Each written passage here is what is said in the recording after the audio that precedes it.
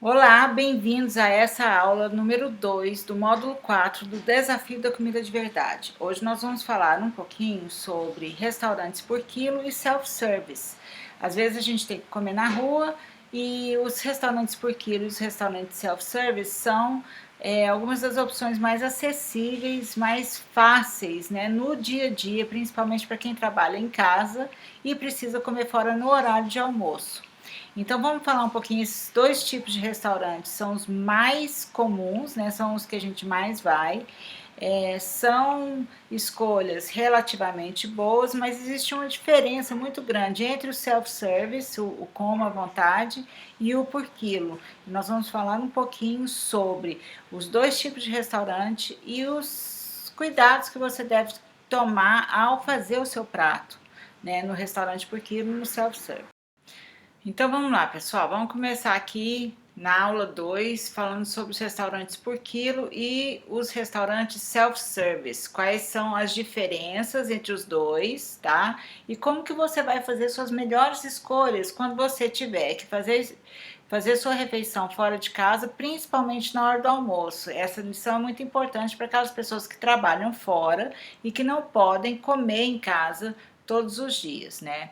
Então vamos lá. O restaurante por quilo é uma boa invenção brasileira, tá? É uma boa alternativa. E é muito diferente do restaurante self-service, que é uma invenção americana e não é uma opção tão boa quanto o restaurante por quilo. Por quê? Porque no restaurante por quilo você tem muita variedade, né? Você tem lá várias opções de saladas, várias opções de proteína, várias opções de acompanhamento, mas o sistema por quilo, ele não te estimula a comer de forma exagerada. Afinal, você paga só aquilo que você consome. No restaurante self-service é um pouco diferente, porque o restaurante self-service também oferece muita variedade, mas tem um preço fixo que estimula que as pessoas comam o quanto puderem, né? É um sistema americano chamado All You Can Eat. Então ele já até no próprio conceito, ele já estimula que você coma mais do que é preciso, certo? Fica lá aquela abundância de comida, você sabe que tá pago, né? E aí aquilo te estimula a comer mais do que você gostaria de comer, inclusive. E por que que isso não é legal para quem é bariátrico, para quem fez cirurgia bariátrica? Porque nós temos uma mente que fala pra gente assim, olha, vamos comer mais um pouquinho, vamos comer mais um pouquinho, vamos comer mais um pouquinho, porque nós somos viciadas em comida, certo? Então, mesmo quando a gente está com o nosso pratinho em casa e que a gente vê que a gente não dá conta de chegar até o final, às vezes você tem aquela vontade de continuar comendo. Não é verdade isso? Então, não é uma boa opção você que já tem essa predisposição se sujeitar a esse tipo de situação. Então, entre o restaurante self-service e o restaurante por quilo, prefira sempre o restaurante por quilo, em que você vai se servir, você vai colocar sua comida no prato e você mesma se coloca um limite. Às vezes a gente até coloca mais comida no prato do que aquilo que a gente dá conta de comer, mas é uma pressão psicológica muito menor do que você ter toda a variedade, toda a gama de comidas, de pratos que o restaurante pode oferecer à sua disposição e somente te torturando que você está restringida, o seu estômago não consegue, né, comer mais, mas a sua cabeça está lá, vamos comer, vamos comer, vamos comer, tá bom? Bom, então vamos lá falar um pouquinho mais aqui sobre o restaurante por quilo. No restaurante por quilo, então você já fez a opção, tá? Você tem o restaurante self-service, se você tem por quilo, se você tem a opção de um dos dois, você vai escolher sempre o por quilo, ok? Por conta desse gatilho mental, ok? Bom, por que que o restaurante por quilo é legal? Porque tem diferentes tipos de hortaliças, de tubérculos, carne, peixe, frango, frutas. Normalmente os restaurantes por quilo têm um preço razoável, né? Então você pode comer bem sem pagar muito caro. E às vezes, se você tem costume de comer sempre num restaurante só, ou se você passa a comer por quilo de repente, porque você fez a bariátrica, porque você não pode mais ir almoçar em casa, você pode se sentir tentada a comer muito, mas isso muda com a prática.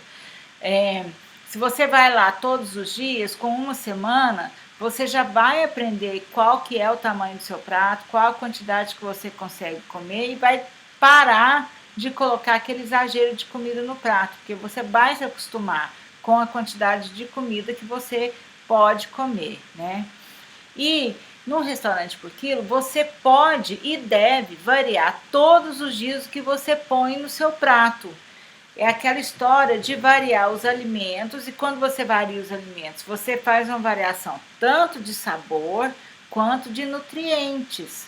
Não é isso que eu falei lá no módulo 1, quando a gente falou sobre alimentação saudável, que é importante você comprar coisas diferentes toda semana? No restaurante por quilo, você deve variar todos os dias o que você coloca no prato. Então, se hoje você comeu alface, vamos comer repolho amanhã. Né? Se hoje você comeu peixe, vamos comer frango amanhã. Se hoje você comeu mandioca, vamos comer a batata amanhã.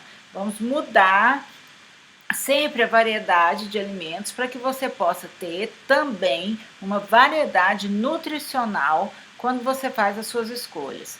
Um bom guia são as cores, né?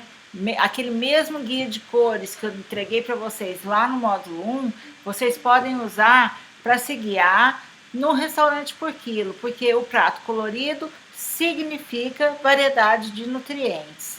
E você pode também saber qual é o peso médio do seu prato e não passar do limite. Então eu, por exemplo, eu não consigo passar de 300 gramas no restaurante por quilo. Então você, pelo olho, você sabe mais ou menos quanto que é aquela quantidade de alimento e você vai ficar mais ou menos dentro daquele limite para você não passar do seu limite, né, de comida. Aqui tem uma dica super importante: utilize os temperos minimamente processados para incrementar a sua salada. Porque no restaurante, normalmente tem aqueles molhos prontos, industrializados, né? Aqueles molhos ultraprocessados. Eles não são comida de verdade, tá, gente?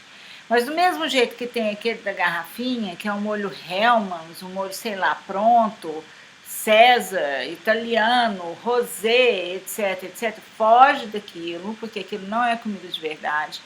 E deve ter limãozinho, deve ter um vinagre, deve ter um vinagre, um aceto balsâmico, deve ter um azeite de oliva.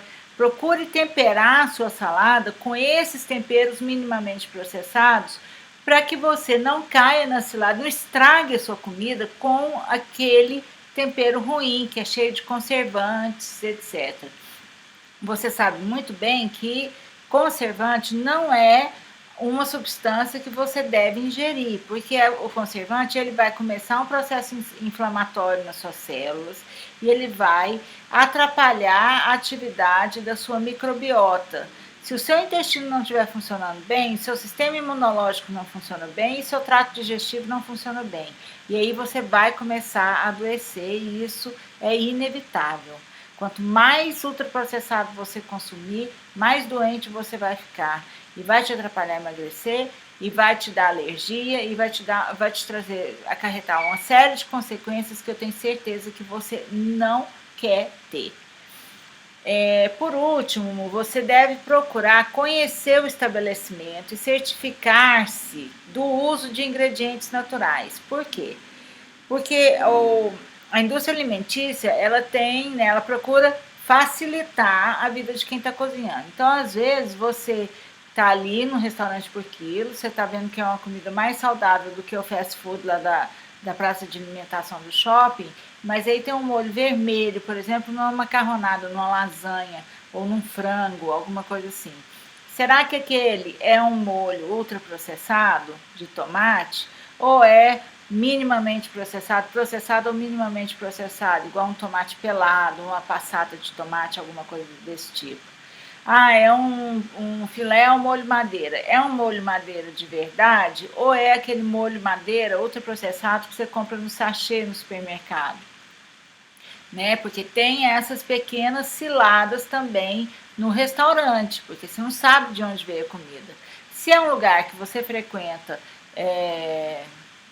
cotidianamente, você tem como investigar isso. Se não, o que você pode fazer? Prefira, na dúvida, vai na comida mais natural possível, no bife grelhado, no arroz que não tem molho, né? Procura ver. Por isso que eu falo que só com consciência alimentar, só com sabedoria é que a gente consegue fazer as boas escolhas. Você não pode identificar, você não dá conta de identificar a comida boa se você não souber os processos como ela foi feita, você está entendendo? Então, se você está ali, você está vendo que é um molho de tomate, você não tem certeza qual molho, como aquele molho foi feito.